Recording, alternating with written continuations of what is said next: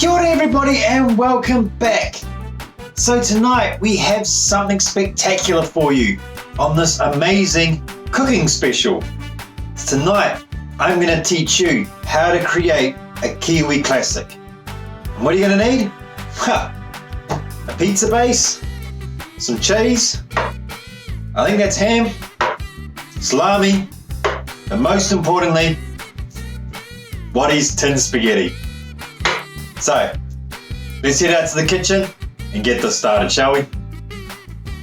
Okay, so normally with this type of pizza, what we would normally use is a scone base that we flatten out and create a pizza base from that. However, for ease of movement tonight, we're going to use a pre-made pizza base. Now you got your pizza base sorted, your next step is to put on that secret ingredient, the Whatties spaghetti. Now you'll notice I'm using a smaller can. If you do have the larger cans, I don't recommend you use the whole can, otherwise it just gets a little bit too much. But for the smaller cans we're fine. Next, you're going to want to chuck your cheese on. Now don't be shy, your mother wasn't. Throw that cheese on best you can, get it nice and cheesy and good. Now we're going to get into our actual toppings. So for this, we're going to chuck on that ham first, and next, throw on that salami. Now this next part is a personal preference. I've chosen not to put it on this time, but normally I would, and that would be your pineapple. I know some people are against pineapple, some people are for it, so for this, we're just going to leave it out.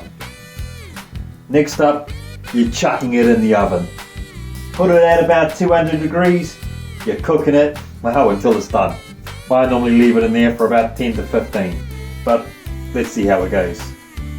So now that you've got it out of the oven, what you're going to want to do is cut that bad boy into 8 even slices, or even-ish. There's a homemade pizza after all.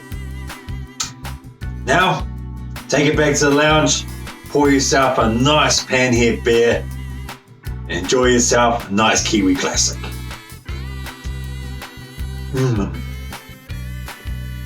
For more great spaghetti or Marmite recipes, be sure to join me next time. Till then, ka kite.